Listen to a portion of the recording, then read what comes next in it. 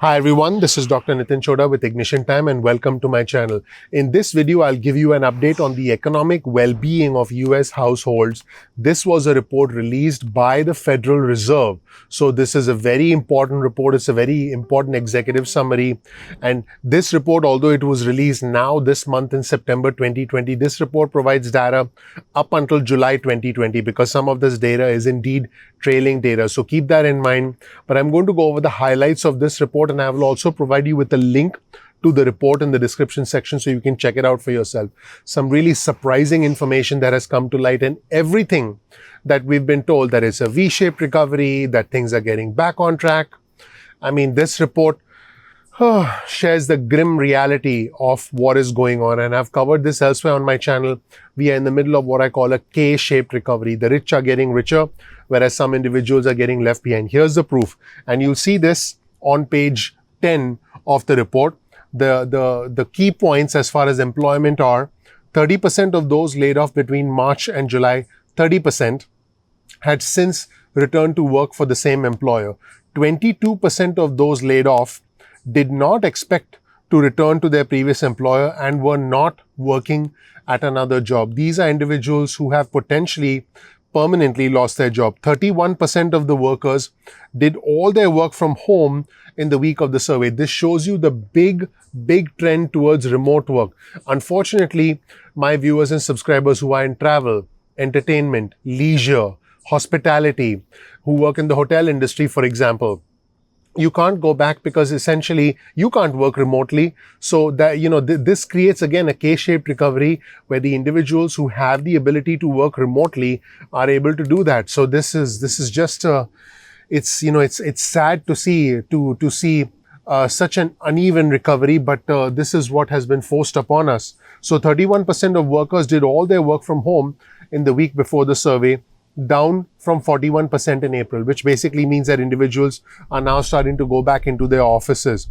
18% of workers said that their employer was taking too few precautions to prevent the spread of the pandemic. A higher 27% of African American workers and 23% of Hispanic workers felt their employer was not taking enough precautions. That tells you that essentially there are low-wage earners, middle-income earners who are being disproportionately impacted as a result of this pandemic because now they are essentially at the mercy of their employers who may or may not be taking the appropriate number of precautions. Although this isn't surprising, it's definitely unfair and it's definitely an uneven recovery. Also, of working parents, 3% expected to stop working. 3% of working parents expected to stop working and 19% expected to work less if their local schools do not have in-person classes in the fall. So now let's take a look at some of the charts pertaining to employment. You'll see this chart on your screen. This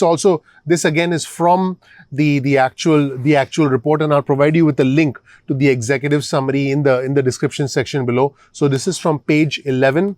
This is figure 1. This shows employment events since March 2020 among those working before the pandemic. Now, if we take a closer look at this chart, I believe the chart is telling us a story. 20% of individuals who were laid off or told not to work. These are the individuals who essentially lost their jobs. 10% of individuals had reduced hours.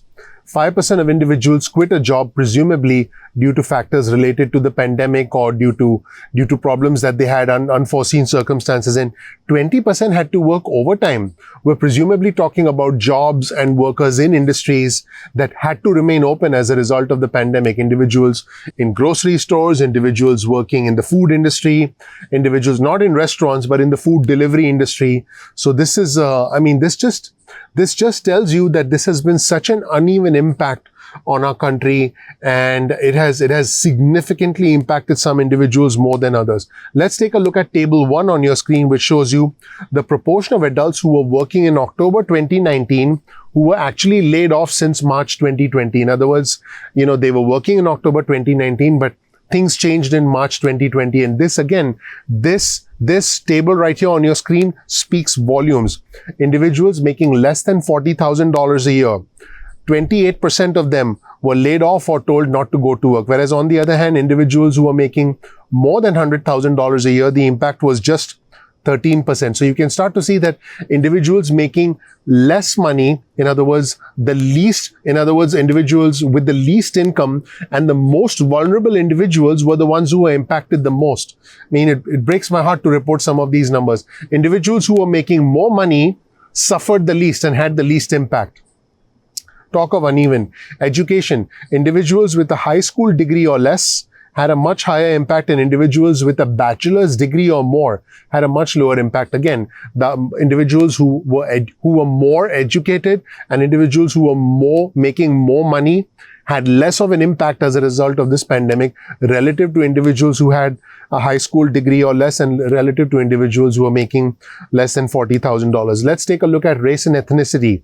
African Americans and Hispanic individuals were impacted more than Caucasian individuals. Females were impacted more than males, if you take a look at the table on your screen. Let's take a look at figure 2 on your screen, which shows you the expectations about returning to work and current employment for laid off workers by month. In other words, if you are unemployed, laid off, what are your expectations about getting back to work? In April of 2020, 5% of individuals had the expectation that they would be returning to the same job.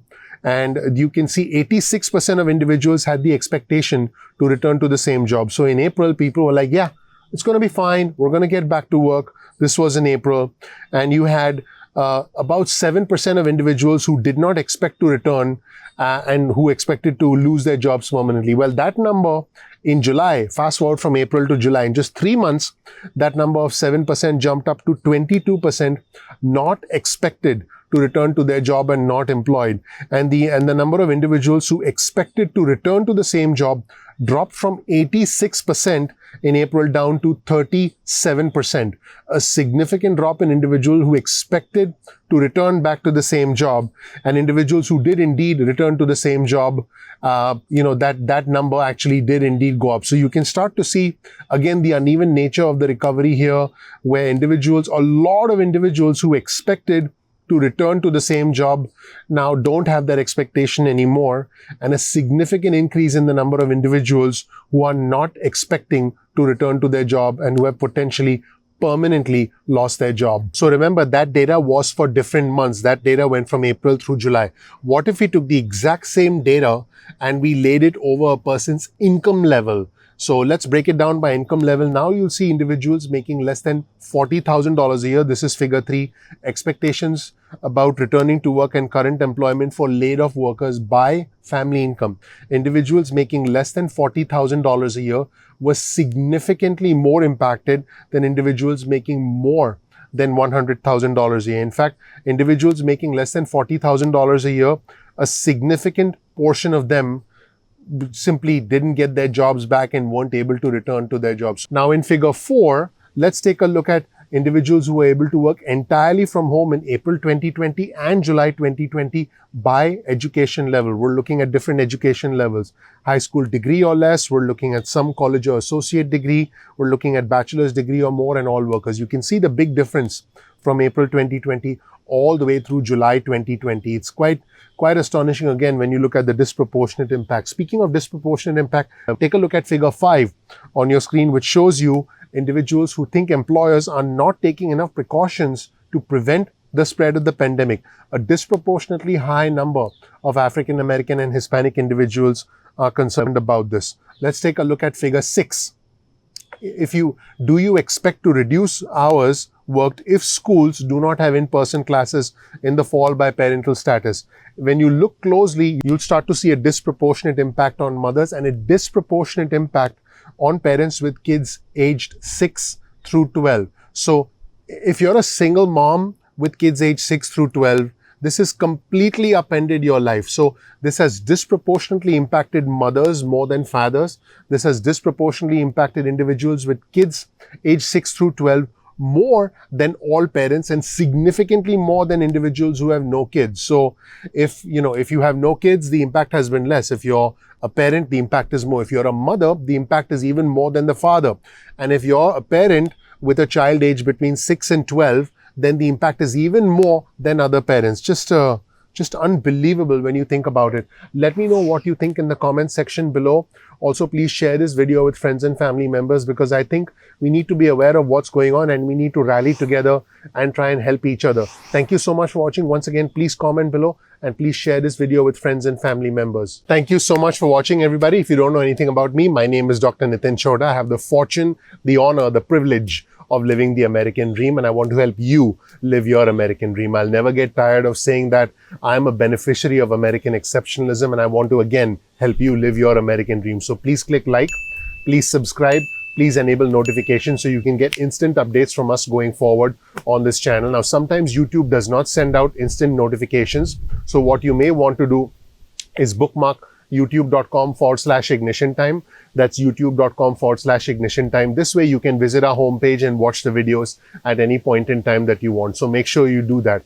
You can get your cell phone out, send a text message with the word ignition or with the word time to 70,000, that's 70000, and you can get added to our SMS list. You can also, if you want, go to ignitiontime.com/alerts. That's ignitiontime.com/alerts, and then you can get on our email list. You can opt out of the SMS list or the email list at any time. Now, you can also follow us on Instagram. Our Instagram handle is ignition_time. That's ignition_time. And you can also follow us on Twitter.